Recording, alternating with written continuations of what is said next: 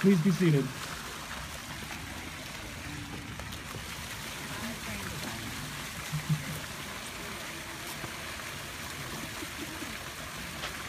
You all right?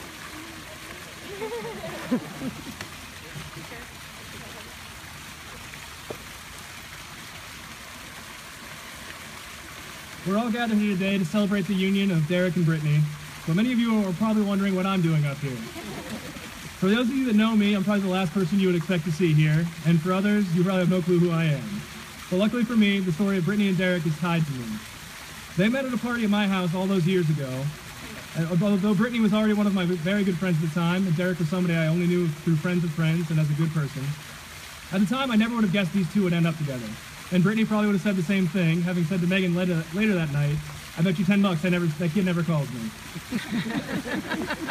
But life is often surprising to all of us. From that random fateful night, these two found each other and began to grow a life together. From Marietta to Cincinnati, all the way across the country to California.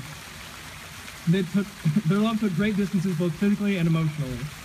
Along the way, many of us were lucky enough to see them up close, like Megan, as roommates, and some of us as family, like Autumn. Though I was there at the beginning, I only got to see glimpses along the way. I visited them once or twice in Cincinnati, and again last summer in Los Angeles. This was right before Derek popped the question, and other than that, it was just sort of a couple of times here and there at holidays when we'd come home. Each time I got to see them, I saw the two of them grow, not only as people, but as a couple, and I began to see the life they were forming together. Though my time in Los Angeles last summer was very short, it was definitely my favorite part of my trip, because of these two. I got to see old friends and enjoy new times. We got to see the life they were building together. My first night, Brittany and I went out for happy hour drinks and sushi. Derek joined us when he got off work. Eventually, Brittany had to leave because she had to be responsible for work the next day. And Derek and I stayed out much later than we probably should have. We're trying to act way too young for our age, even though we're in our mid-20s. We both paid that price the next day, don't worry. What Brittany probably doesn't know about that night is Derek spent most of it talking about her and his plans to propose already. The next day, Brittany made a wonderful meal for all of us in their house, and I got to see my friends grow as amazing people and see them as adults in a loving relationship. And though it was only an apartment, I could see they were already starting to build a home together. On the final night, we all went out, and I got to meet some of their friends and see some of the relationships they'd forged there. And the thing I took away from all that was, wow, my friends haven't just grown up, they've grown together. I wasn't alone in this creeping up on me. When I asked Brittany, to try and pinpoint a moment when she really realized that she was in love and this was the real thing, she couldn't name one single moment. Just very early in the relationship, she felt more happy and calm than she'd ever been, and she knew this was something real. That's just how love is sometimes. It creeps up on us in places we'd never expect. There isn't always a flash of instant knowledge, but two people growing together is one. When I asked Derek the same question, he had a somewhat more pinpointed story. It was again early in their relationship one night. Brittany had gotten off work and she was driving Derek back to Cincinnati. It was really late, they were both super tired, and the radio just wasn't keeping them awake. So they decided to talk. By the end of that trip, they'd shared every detail of their life, good and bad. It only helped to strengthen their love. The openness of their relationship is something their friends have said is the most impressive thing they've seen in a relationship. The openness, which was born so early on, is what really cemented in Derek's mind that this was a real thing, and something that was going to last. So whether it was a growing feeling of joy, or a moment in time you can't pinpoint quite, or even specifically pinpoint, we've all seen how special and strong their relationship is. Now Derek would like a reading from a couple that he looks up to for guidance and as a perfect example with his sister.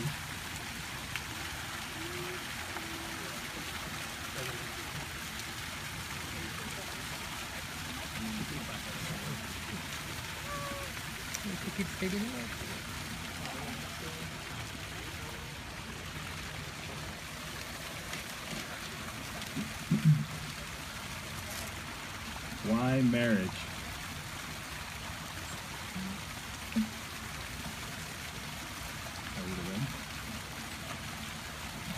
Okay. Because to the depths of you, you long to love one person with all your heart, with all your soul, with all your mind and your body. Because you need a forever friend to trust with the intimacies of you. Who won't hold them against you. Who loves you when you're unlikable. who sees the small child in you and who looks for the divine potential of you.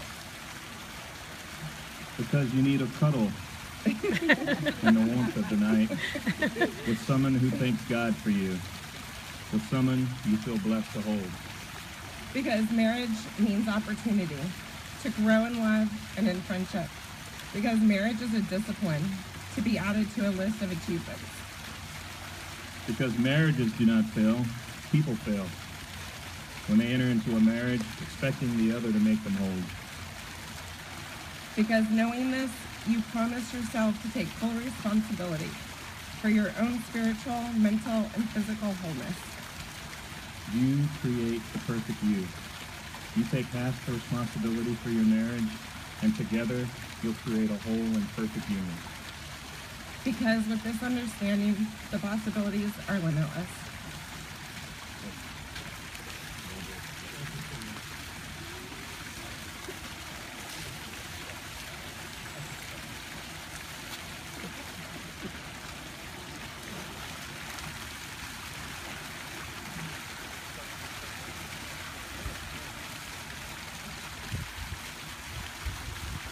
All right.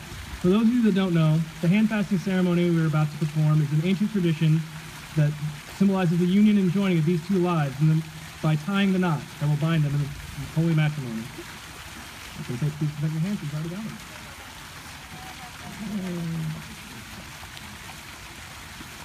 These are the hands that will passionately love you and cherish you through the years for a lifetime of happiness. These are the hands that will countless times wipe the tears from your eyes, tears of sorrow and tears of joy. These are the hands that will comfort you in illness and hold you when fear or grief racks your mind. These are the hands that will hold you tight as you struggle through difficult times. These are the hands that will give you support and courage to chase your dreams. Together, everything you wish can be realized.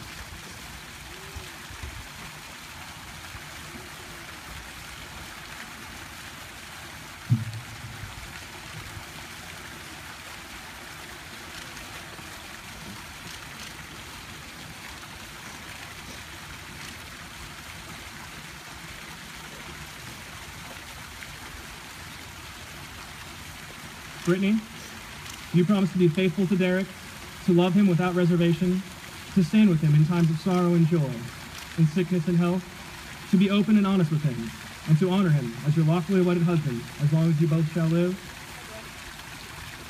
Derek, do you promise to be faithful to Brittany, to love her without reservation, to stand with her in times of sorrow and joy, in sickness and in health, to be open and honest with her, and honor her as your lawfully wedded wife for the rest of your life? May this cord be the reminder of the promise you have made here today for all the years to come.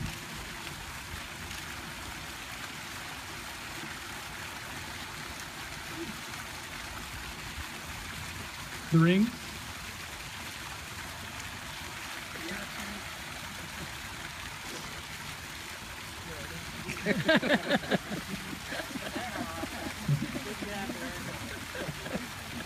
These rings represent the eternal love you have for one another. In these rings, there is no beginning, no end, simply the everlasting love shared between the two of you.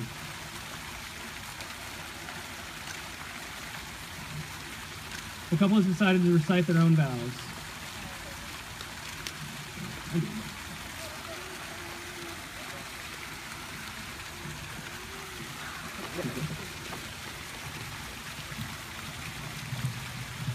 Brittany, we've known each other for a really long years now. Coming up on it. And in that time, I've gotten to know you, I think I can say, as much as, if not more than anybody I've known in my entire life. It's incredible to get to share your life with somebody and spend so much time learning about the other person. And for that, I've been so grateful to get to be able to do. It's hard to think, though, that in such a long relationship where you've learned everything about each other, that you can still continue to grow and learn more about each other. So my promise to you and my vow to you is to always continue to grow with you. I promise you that I will never stop trying to improve our relationship. I'll never stop trying to be a better person for you. because I think that together, if I do well for myself and I'm honest with myself and I do everything I can to improve myself, I know I can make this relationship perfect with you. So that is what I give to you, and that is what I promise you every day for the rest of my life. I love you.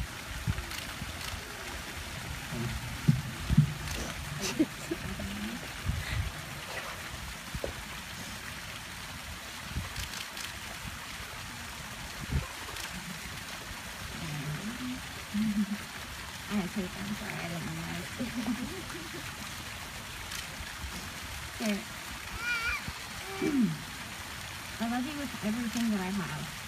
Today and for the rest of our lives, I am so proud to be able to call you my husband. Words will never be enough to express the love that I have for you. The extent of your kindness is overwhelming, both to your friends and your family, and to me especially. I really appreciate that. I believe in you, in the person that you will grow to be, and the couple that we will be together. With my whole heart, I take you as my husband, acknowledging and accepting your faults and strengths as you do mine. I promise to be faithful and supportive, and to always make our family's love and happiness my priority. I vow to love and care for you, and I will try in every way to be worthy of your love. I pledge to be honest with you, kind, patient, and forgiving. But most of all, I promise to be a true and loyal friend to you. You're my person, my love, today and always.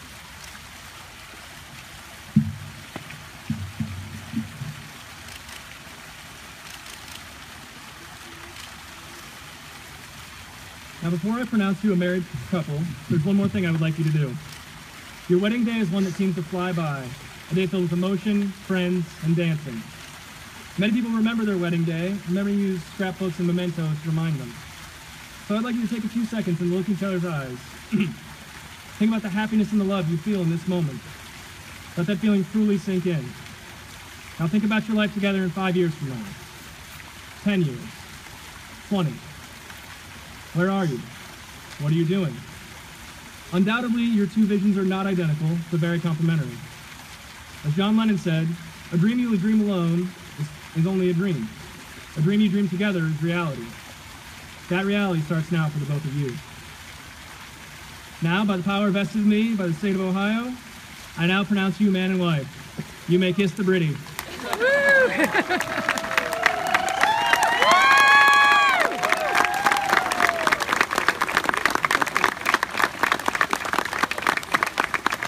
I present to you Mr. and Mrs. Derek Buell.